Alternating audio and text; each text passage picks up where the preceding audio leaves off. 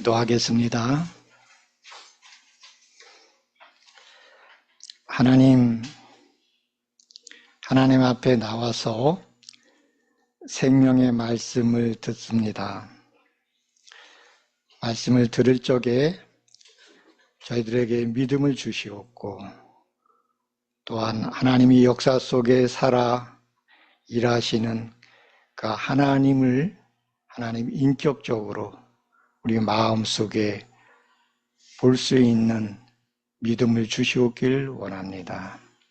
특별히 이 시간 우리 가운데 성령님을 보내주셨는데 그 성령님의 역사하심을 통해서 하나님의 말씀이 우리 내면의 깊은 어두운 부분, 주님 위로받아야 될 부분, 치료받아야 될 부분을 만져주시옵고 회복시키는 생명의 말씀으로 이 시간 역사해 주시옵소서.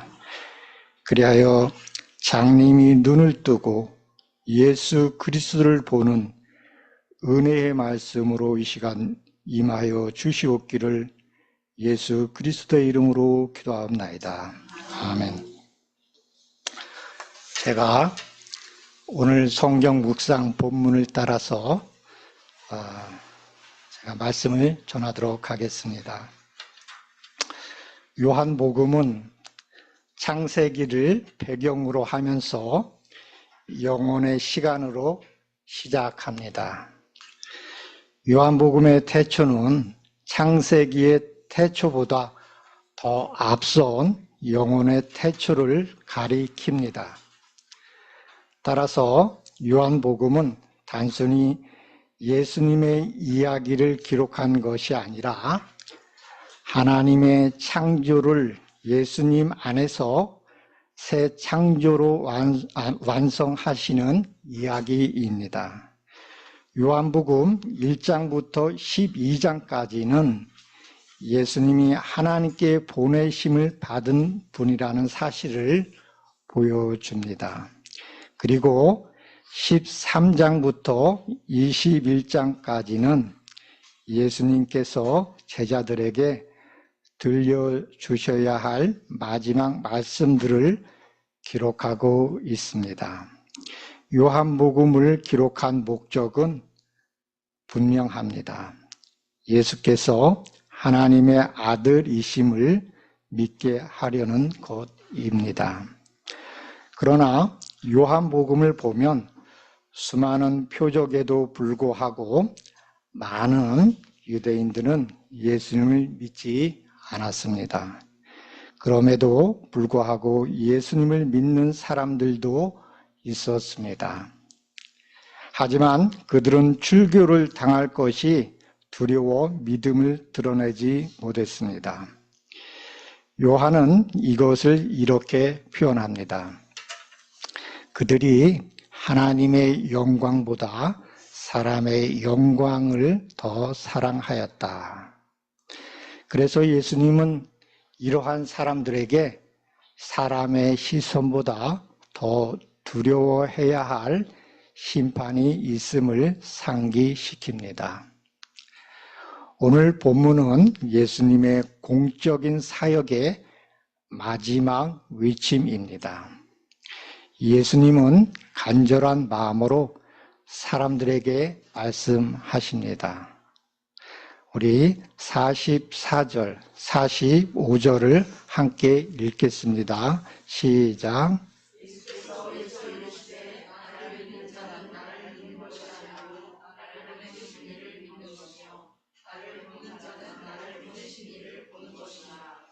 네, 초대교회 유대한 신학자 아타나시우스는 하나님의 성육신에 대하여라는 책에서 이렇게 말합니다.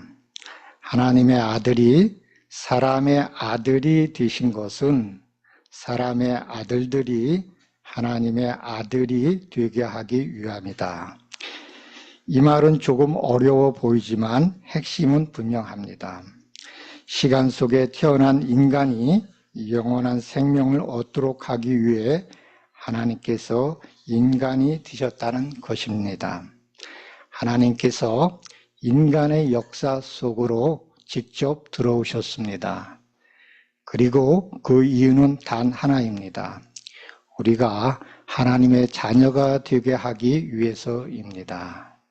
그래서 예수님은 말씀하십니다. 나를 믿는 것이 곧 하나님을 믿는 것이다. 예수님은 단순한 선지자가 아니라 하나님께서 보내신 분이기 때문입니다. 예수님은 세상을 비추는 빛으로 오셨습니다. 우리 46, 48절 말씀을 다 같이 읽겠습니다.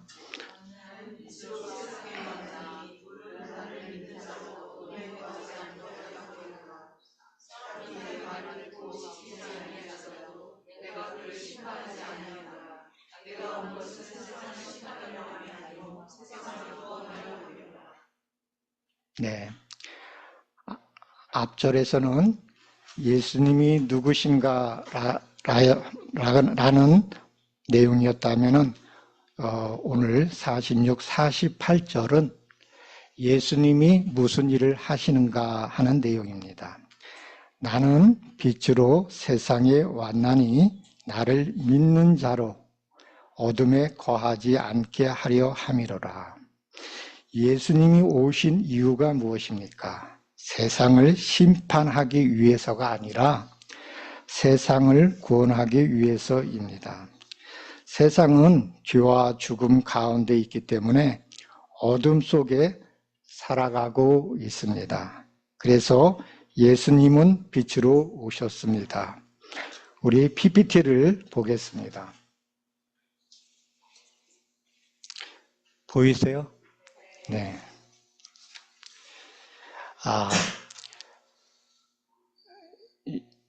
2장에서 4장 내용인데요. 여기서 이제 우리가 잘 익히 알고 있는 샌드위치 구조를 통해서 아주 그 내용의 그 풍성함과 깊이와 온전함을 여기서 담아내고 있습니다.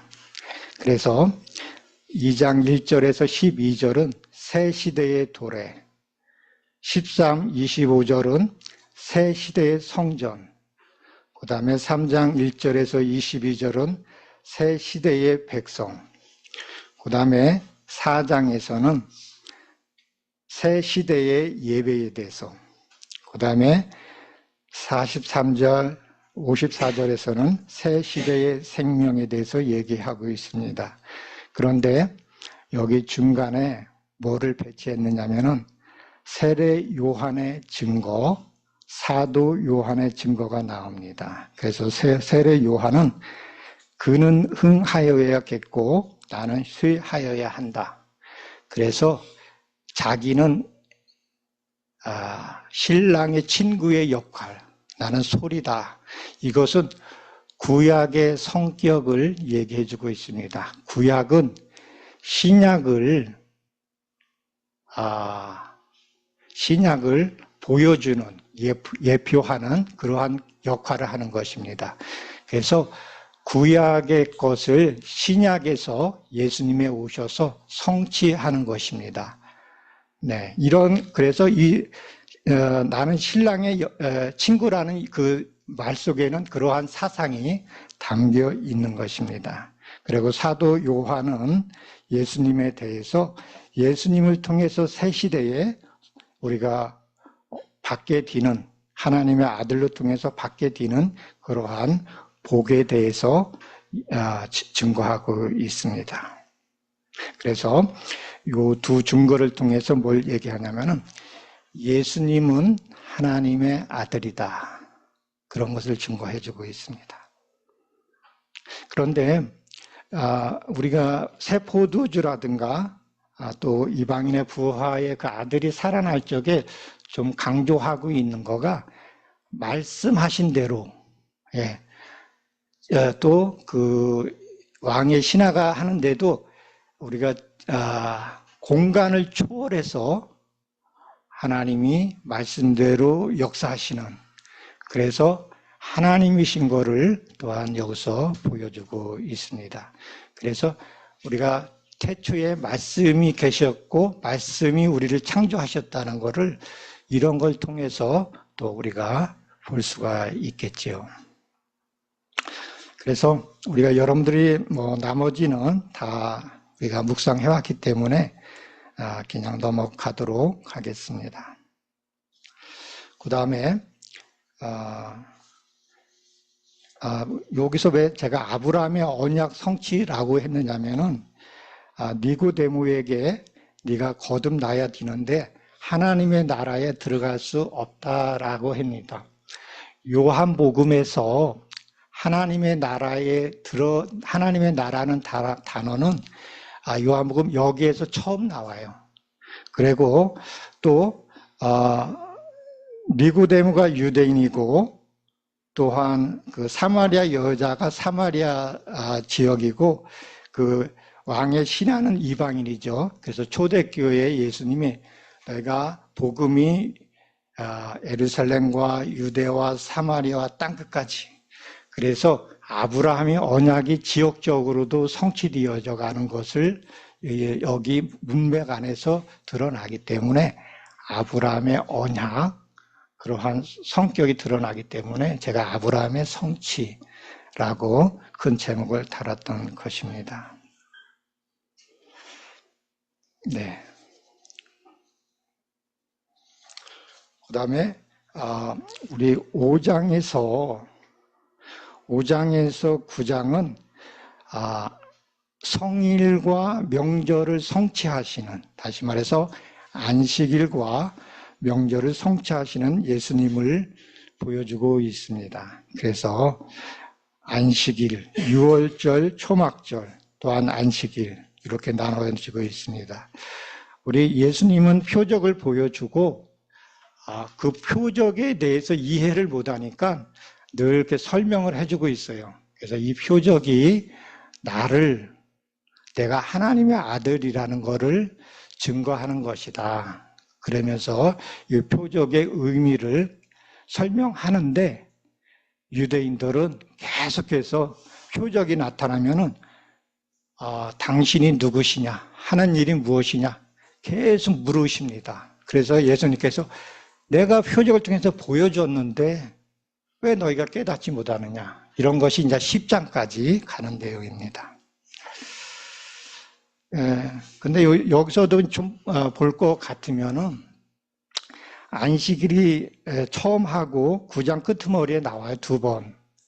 근데 첫 번째 5장의 안식일은 이게 좀 부정적이에요, 부정적.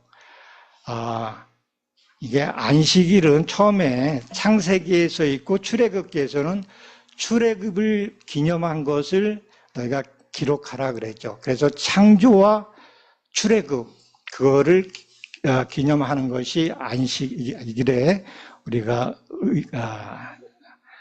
지키는 의미이죠. 그런데 이 침에 보면은 자비의 집이라고 있고 그러면서 많은 병자들이 있고, 그리고 여기는 말씀이 없고 미신적이에요. 그죠? 우리가 그 성전이고 이렇게 하면은 우리가 분명한 말씀과 또 깨끗함이 있고, 그리고 서로 경쟁하는 거가 없이 성전다운 하나님을 경외하는 모습이 나오는데, 이름은 자비의 집인데 아주 모든 종류의 병자들이 다 거기에서 있고, 그리고 치료되어 가지는 않고 치료될 것이다라는 그러한 미신적인 그런 거를 그냥 소망하면서 평생을 그렇게 고통 속에서 기다리는 그러한 모습을 통해서 제가 묵상하면서 느낀 거는, 여기는 성전은 성전인데 하나님이 없는 성전, 율법주의적인 성전, 그런 것을 암시해주고 있지 않은가. 그래서 부정적인 암시. 그래서 예수님이 그 38년 병자에게 뭐 하냐면은 네가 더 큰 죄를 짓지 않도록 하라 그러잖아요. 죄가 9장에서는 죄가 하나님의 영광을 위해서 그 사람을 장님으로 했는데, 여기에는 네가 죄 때문에 이렇게 안진병이가 되었다. 더 큰 죄를 짓지 않도록 해라. 그랬는데 더 큰 죄는 우리가 묵상에서 한 것 같이 예수님을 믿지 않는 것이 더 큰 죄죠. 그래서 유대인들이 율법적으로 안식일을 지키지만은 예수님께 가지 않는 그런 걸 통해서 그들이 계속 죄 가운데 있는 그림을 보여주고 있습니다. 그런데 9장에서는 그와 반대로 예수님을 분명하게 증거해서 네가 죄가 아니라 너를 통해서 하나님의 영광을 돌리는 그런 것을 보여주고 있고, 바리새인들한테는 오히려 너희들은 장님이고 너희들은 사탄의 자손이다. 그러면서 유대인들의 정체성을 보여주고 있습니다. 네. 그런데 요 명절이 두 개가 나오는데 유월절과 초막절이죠. 이것은 출애굽을 통해서 구속해 나가는 그런 거를 이제 하나님이 안식일이 창조를 암시하고 있다면은 그 창조를 우리를 뭘 통해서 하느냐? 출애굽을 통해서 우리를 구속한다라는 것을 보여주고 있는 거죠. 그래서 하나님이 우리를 구원하시는 방법에 대해서 여기서 우리가 또한 읽어보면 좋겠습니다. 네.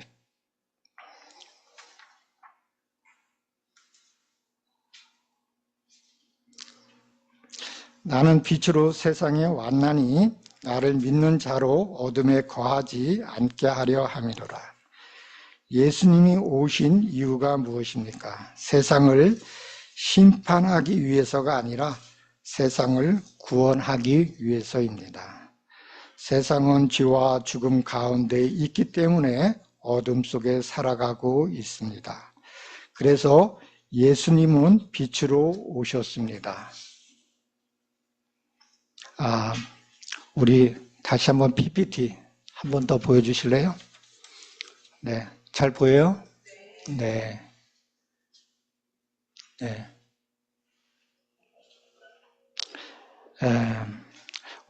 여기서는 11장, 12장은 요한복음 구조 속에서 샌드위치 구조로다가 경첩으로 얘기하면은 문으로 얘기하면 경첩 역할을 하는 앞과 뒤를 갖다가 이렇게 연결해 주는 그러한 문맥 속에 있는 거가 11장, 12장입니다. 네. 그래서 여기서는 새 시대의 부활 생명에 대해서 우리가 예수님의 그 나사로의 부활을 통해서 얘기해주고 있죠. 그래서 여기서는 예수는 하나님이시다라는 것을 보여주고 있습니다. 그래서 나는 부활이요 생명이니 나를 믿는 자는 죽어도 살겠고 무릇 살아서 나를 믿는 자는 영원히 죽지 아니하리라. 그래서 바로 내가 생명이다. 그러면서 나는 생명의 떡이다. 세상의 빛이다. 문이다. 선한 목자다. 부활이요 생명이다. 길이요 진리요 생명이다. 나는 참 포도나무이다. 그렇게 말씀해 주고 있습니다. 그래서 새 시대에 우리가 살아가야 할 삶은 예수께서 보내신 영의 통치를 받으며 사는 삶이 되어야 되겠고요. 사랑의 열매를 맺는 삶, 부활의 소망을 붙드는 삶, 영원한 생명을 누리며 살아가는 삶, 그리스도와 연합하여 승리하는 삶이 되어야 합니다. 그리고 우리의 사명은 서로 사랑하라. 하나님이 내가 너희를 사랑한 것 같이 너희가 서로 사랑하라. 이것이 요한복음에서 얘기해 주는 하나님이 창조의 목적이 바로 사랑. 우리가 사랑하는 사람으로 창조하기 위해서 바로 예수님이 오셨다. 이것이 요한복음의 핵심이고 결론인 것입니다. 그래서 우리가 하나님 앞에 설 적에는 너 일 잘했어 이거가 아니라 너의 속에 작은 자를 대접했느냐라고 그러죠. 다른 복음서에서. 그거가 사랑이죠. 그래서 여기는 사랑하라 그러는 거죠. 그렇기 때문에 베드로에게도 네가 나를 사랑하느냐? 그러면은 내 양을 쳐라 그러는 거죠. 이것은 다른 사람 베드로에게 주는 사명인데 그 제자 우리가 예수님의 제자이기 때문에 우리들에게도 같이 다른 사람들을 사랑하고 섬기라는 말씀이 있는 거죠. 그래서 우리가 요한복음에서는 사랑하라 그랬을 적에 하나님을 볼 것이다 그렇게 얘기하고 있는 거죠. 네.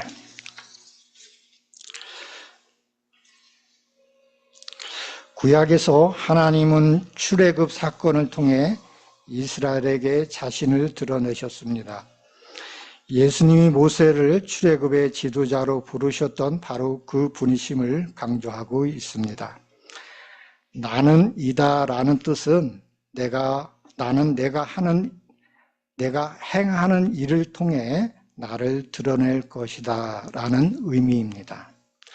요한복음은 그와 같은 방식으로 예수님이 새로운 출애굽을 이루시는 분임을 보여줍니다. 예수님은 말씀하십니다. 하나님께서 나를 세상에 보내셨다. 그리고 이렇게 선언하십니다.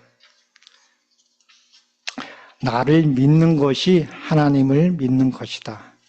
그러므로 마지막 날에 예수님의 말씀이 심판의 기준이 됩니다. 예수님의 말씀은 하나님의 말씀입니다. 우리 49, 50절 다 같이 읽어보겠습니다. 시작.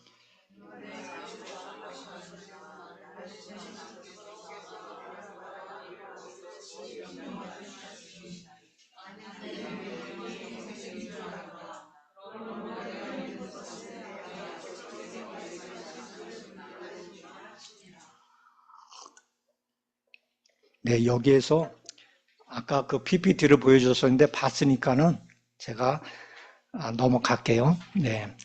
자, 이 본문 속에서 PPT에 있는 내용이 우리가 있는 것이죠. 그래서 영생을 주겠다. 그죠? 영생을 주겠다라는 것이 우리가 예수님이 이 세상에 오셔서 하는 일을 통해서 우리가 믿을 적에 우리가 지금 49, 50절에 얘기하는 우리에게 영생의 선물을 주겠다는 내용이 49, 50절에 있는 것입니다. 우리가 PPT를 봤습니다. 내가 내 자의로 말한 것이 아니요 나를 보내신 아버지께서 내가 말할 것과 이룰 것을 명령하여 주셨느니라. 예수님의 말씀은 예수님의 생각이 아닙니다. 하나님 아버지께서 주신 말씀입니다. 그래서 예수님은 말씀하십니다. 그의 명령은 영생이다. 유대인들은 메시아가 오면 로마의 압제에서 해방되어 가나안 땅에서 자유롭게 살기를 기대했습니다. 그러나 예수님이 이루시는 구원은 그보다 훨씬 더 크고 깊은 것입니다. 예수님은 아브라함에게 주신 언약을 이루시기 위해 오셨습니다. 모든 민족이 너로 말미암아 복을 받을 것이다. 예수님은 지금 우리가 영원히 살 처소를 준비하고 계십니다. 예수님은 이 세상의 죄를 제거하시고 이 세상을 하나님의 거룩한 처소로 만드십니다. 하늘과 땅을 하나로 연결하십니다. 그러나 많은 유대인들은 세상의 영광을 더 사랑하였습니다. 그래서 하나님의 생명을 거부했습니다. 하지만 하나님은 여전히 우리를 부르십니다.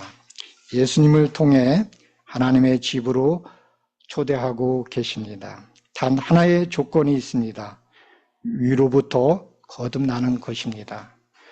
위로부터 거듭나는 것은 성령을 예수님이 한량없는 성령을 받아서 예수 믿는 자에게 예수님이 십자가에 죽으시고 승천하시고 부활하셔서 믿는 자에게 성령을 이 시대에 부어주셨는데 우리가 그 성령님의 인도 속에서 통치와 임재 속에서 같이 걸어갔을 적에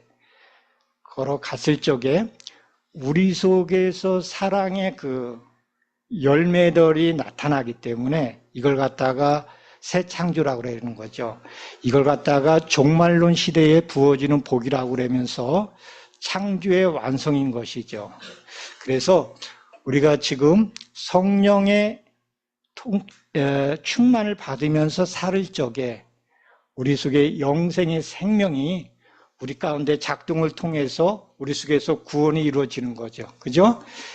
이 시간, 이 세상에서 그런 구원이 우리 속에서 하나님의 임재와 하나님과 함께 동거함이 이루어져야 하나님의 나라에 거북하지가 않아서 너 들어와 살아 이렇게 되는 겁니다. 이 세상에서 예수님과 동거하는 삶이 없을 적에는 체질이 안 맞아서 하나님 나라에 들어가 살 수가 없는 것이에요. 그래서 이 세상에 사랑하며 사는 것은 하나님의 나라에 들어가 사는 연습을 하는 것입니다. 사실은. 그래서 우리가 그런 사람을 만들기 위해서 하나님은 어떻게 하세요? 광야라는 고난이라는 통로를 걸어가게 하시는 것이요. 그래서 다윗이 시편에 고백한 것이 내가 사망의 음침한 골짜기를 지날지라도, 그죠? 그런 것이 반드시 있어야 되는 거죠. 히브리서에서는 너희에게 고난이 없으면 사생자다 그러잖아요. 하나님의 진정한 자녀에게는 반드시 하나님으로부터 오는 말씀으로 순종하여 나갈 적에 오는 고난이 있다. 그거를 얘기해 주고 있습니다. 그래서 너희가 환난 날에 기뻐하라. 하나님이 모든 것을 합력하여 하나님의 계획을 이루느니라. 이런 말씀을 하시는 것이죠.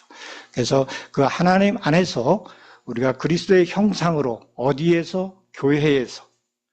교회에서 우리가 서로 창조되어 가고 섬겨가고 그 속에서 연합과 하나가 되어가는 성삼위 하나님의 인격의 풍성함들이 우리 가운데 이루어졌을 적에 이것이 하나님의 나라다라고 성경은 얘기해주고 있습니다. 다 같이 기도하겠습니다. 하나님은 세상을 사랑하셔서 예수님을 보내셨습니다. 세상에 예수님을 보내주신 하나님 아버지 감사합니다.